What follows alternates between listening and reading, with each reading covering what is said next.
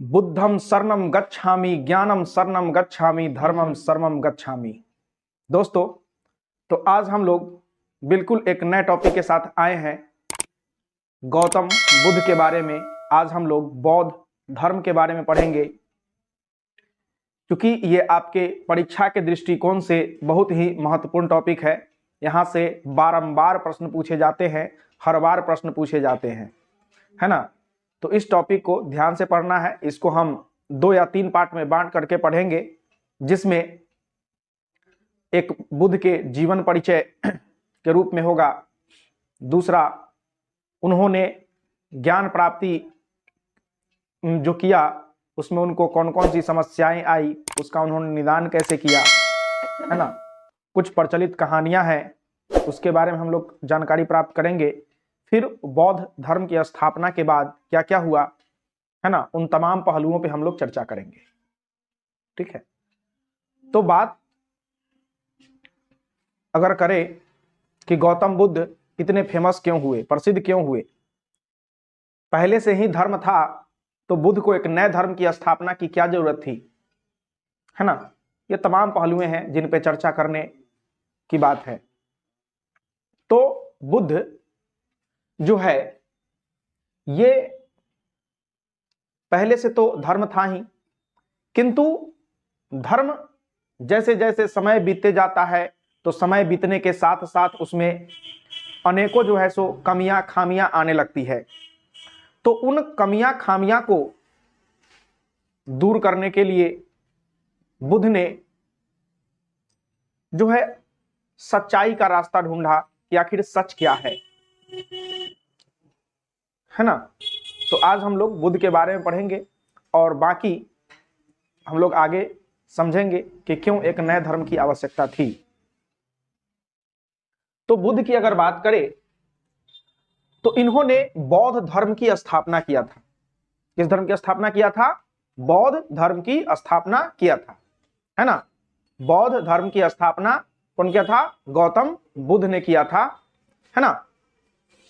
तो गौतम बुद्ध ये इनको जो है शाक्य मुनि के नाम से भी जाना जाता है। गौतम बुद्ध को शाक्य मुनि के नाम से भी जाना जाता है ना। इनका जन्म 563 ईसा पूर्व में हुआ था। कब हुआ था? 563 ईसा पूर्व में। अब ईसा पूर्व का मतलब होता है बिफोर क्राइस्ट, यानी ईसा के जन्म से पहले। ठीक है। तो इनका जन्म हुआ था, कहां हुआ था? लुम्बिनी में। लुम्बिनी पड़ता कहां है? तो ये नेपाल में पड़ता है। कहां पड़ता है? नेपाल में पड़ता है। ठीक है। तो लुम्बिनी के वन में बुद्ध का जन्म हुआ था, है ना।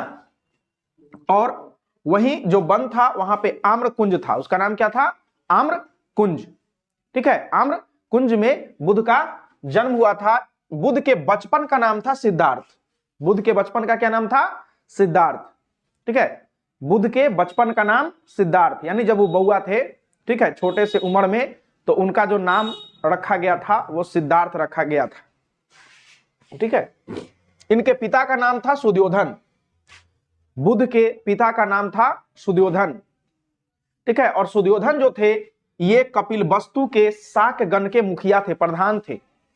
कपिलवस्तु के शाक गण के मुखिया सुद्योधन के घर में बुद्ध का जन्म हुआ था, सिद्धार्थ का जन्म हुआ था।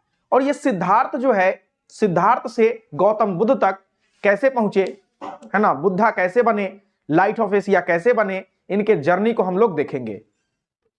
ठीक है। तो महात्मा, इनकी जो माता थी इनका नाम था माया देवी या महामाया देवी, है ना। इनके माता का नाम था माया देवी या उनको महामाया देवी भी कहा जाता है ना। तो इनकी जो माता थी ये कोलीय गणराज से थी, ये कोलीय गणराज की कन्या थी। ठीक है। कोलीय गणराज से संबंधित थी। और इनकी मौसी थी प्रजापति गौतमी। तो जब बुद्ध का जन्म हुआ था तो जन्म के कुछ समय के बाद ही इनकी जो मां थी उनकी मृत्यु हो गई। तो उनके भरण पोषण, उनकी देखभाल की जो सारी जिम्मेवारियां थी वो उनकी मौसी पे आ गई। उनका देखभाल जो है मौसी ने की। ठीक है। तो इससे तो इनका जो भरण पोषण मतलब कि पालन पोषण का जो काम किया, देखभाल का जो काम किया, वो की इनकी मौसी गौतमी। ठीक है। और बुध का जो शादी हुआ था उस लड़की का नाम था यशोधरा। ठीक है। तो बात हम लोग करते हैं कि जब बुध का जन्म हुआ तो जन्म के बाद जब कुंडली वगैरह देखा जाता है ना, बच्चे का कुंडली तैयार किया जाता है, जन्मपत्री तैयार किया जाता है, तो बड़े बड़े पंडा को बुलाया जाता है, साधु को बुलाया जाता है, वो लोग जन्मपत्री तैयार करते हैं। तो जब इनका जन्मपत्री तैयार हुआ बुध का, तो उसमें एक कालदेव थे और एक कौंडिन्य थे।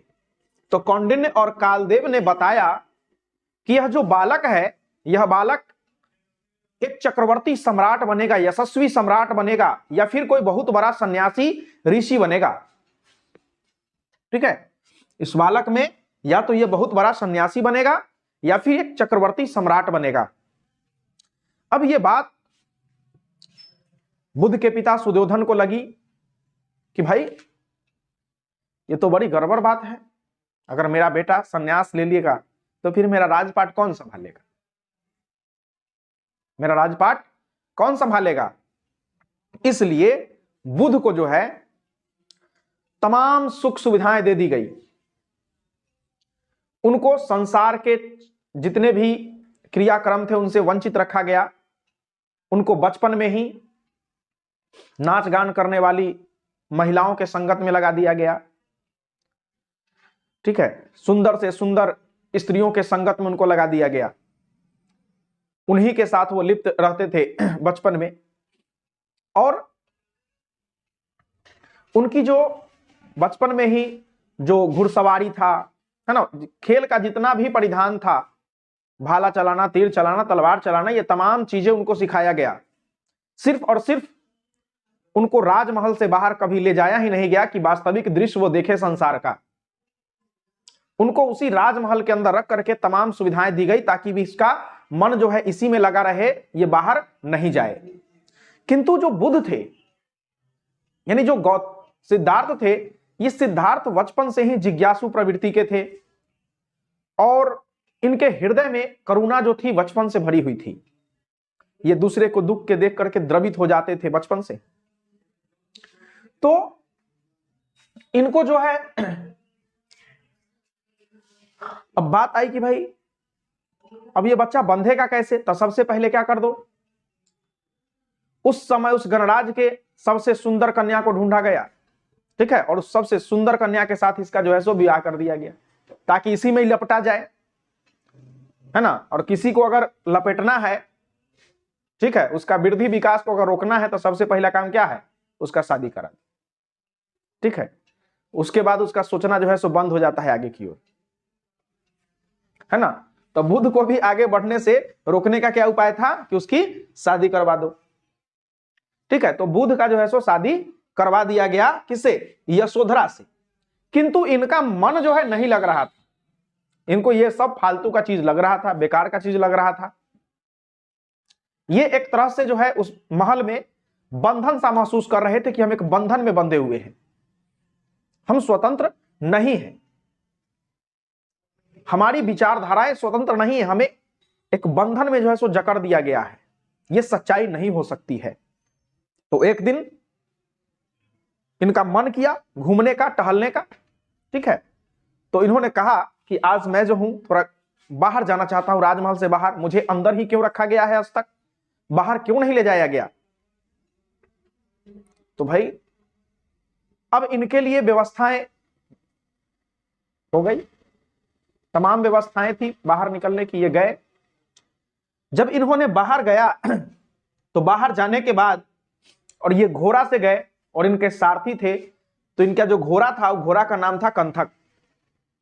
घोड़ा का क्या नाम था, कंथक नाम था। पूछता है कि बुध के घोड़े का क्या नाम था, तो बुध के घोड़े का नाम कंथक था। और सारथी थे चांद, सारथी का नाम था चांद। और चांद भी बहुत विद्वान व्यक्ति, पढ़े लिखे व्यक्ति थे। ठीक है। तो चांद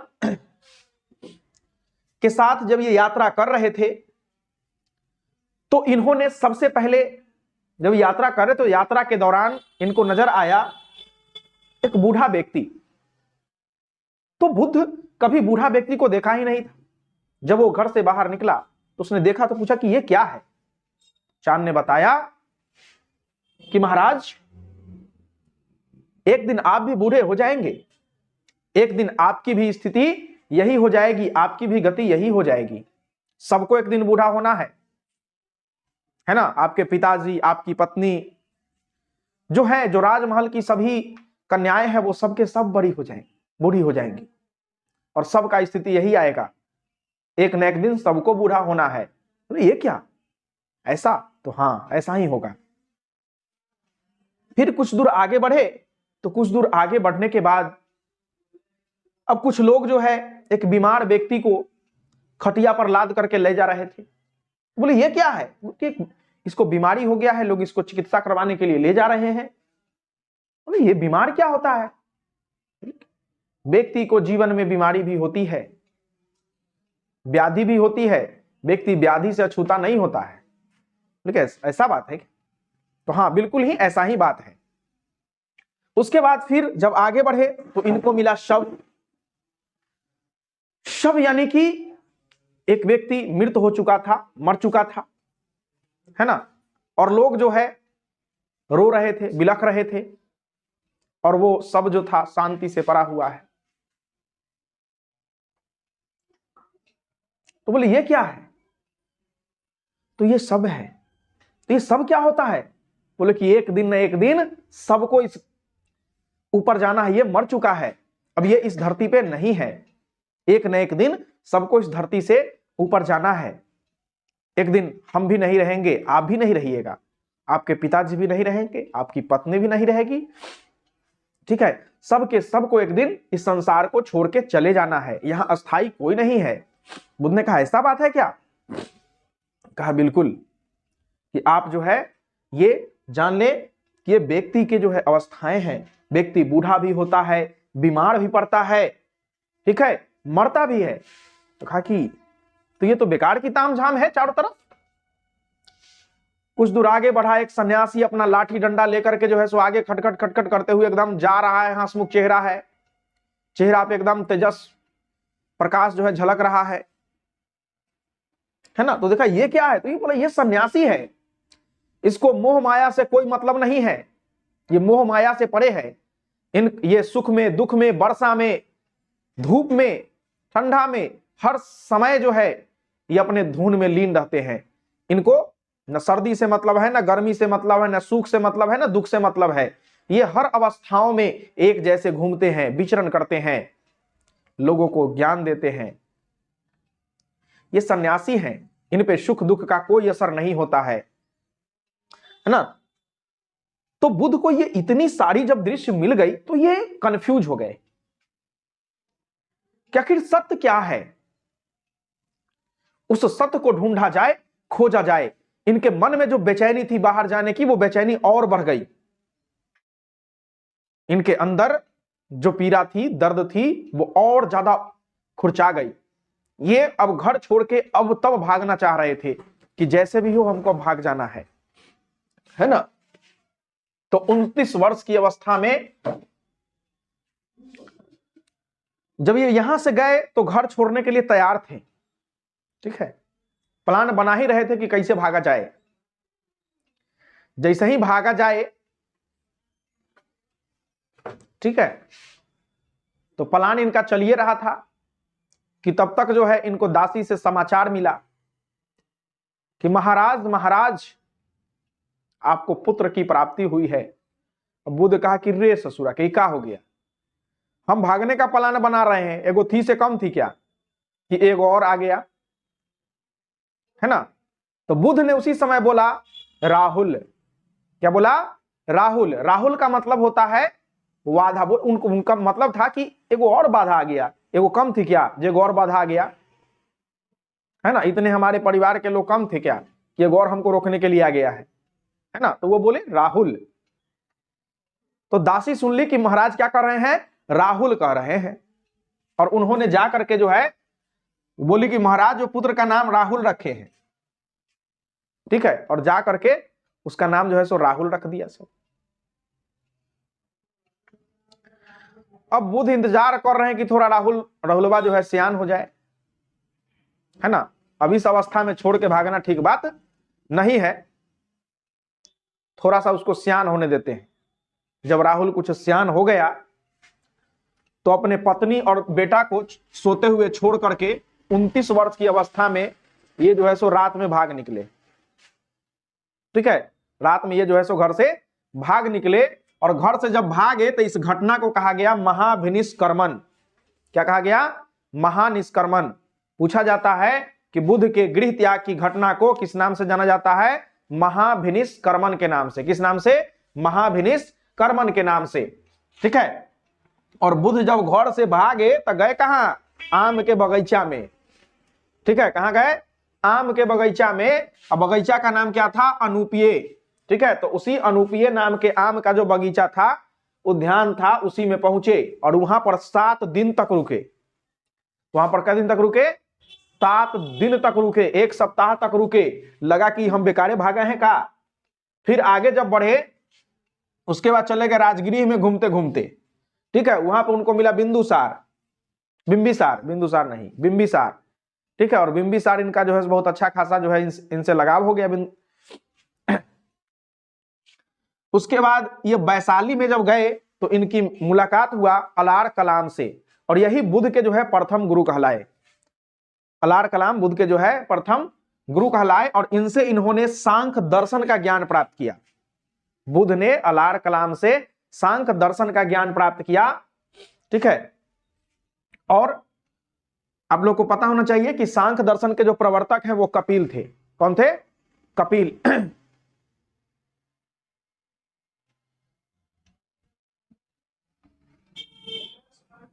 इसके बाद ये गए उरुवेला। उरुवेला भी बोधगया के नाम से फेमस है। तो वहां पे निरंजना नदी के किनारे जो है एक वृक्ष के नीचे बैठ गए और तपस्या करने लगे। बाद में ये चले गए गया, और गया में जाकर के ये बैठ गए पीपल के वृक्ष के नीचे। ठीक है, और पीपल के वृक्ष के नीचे बैठ करके ये समाधि लगा लिए, है ना। यहीं पे इनको जो है सो समाधि लग गया, यानी कि ध्यान की गहरी अवस्था में पहुंच गए यहाँ पे। और तब जाकर के इनको जब ये 8 दिन बैठे, और तो इनको जो है वैशाख पूर्णिमा के दिन ज्ञान की प्राप्ति हुआ था।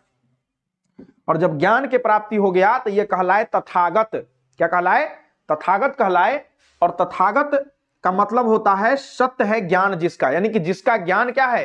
सत्य है, उसको कहते हैं तथागत। ठीक है, तो इनको तपस्या करने में कोई 1 दिन 10 दिन का समय नहीं लगा, कई वर्ष तक सब तपस्या किए। ठीक है, लगभग 35 वर्ष की उम्र में जाकर के इनको जो है ज्ञान की प्राप्ति हुआ। ठीक है, तो 29 में भागे थे, 6 साल लगा इनको तपस्या करने में, सही ज्ञान प्राप्त करने में, है ना।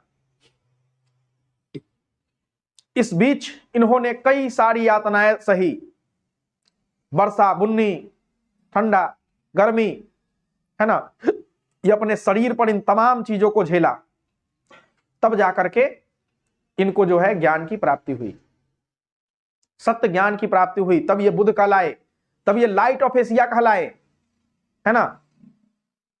तो बिना मेहनत के कुछ नहीं होता है। ठीक है, तो अब नेक्स्ट पार्ट में हम लोग आगे पढ़ेंगे। अगर वीडियो आप लोग को पसंद आए तो लाइक, शेयर और सब्सक्राइब जरूर कीजिए। ये आप लोगों के एग्जाम के दृष्टिकोण से बहुत महत्वपूर्ण है, और नॉलेज के दृष्टिकोण से भी बहुत महत्वपूर्ण है। बुध को जानना बहुत जरूरी है ना। तो अगर पसंद आएगा तो लाइक, शेयर और सब्सक्राइब जरूर कीजिएगा। धन्यवाद।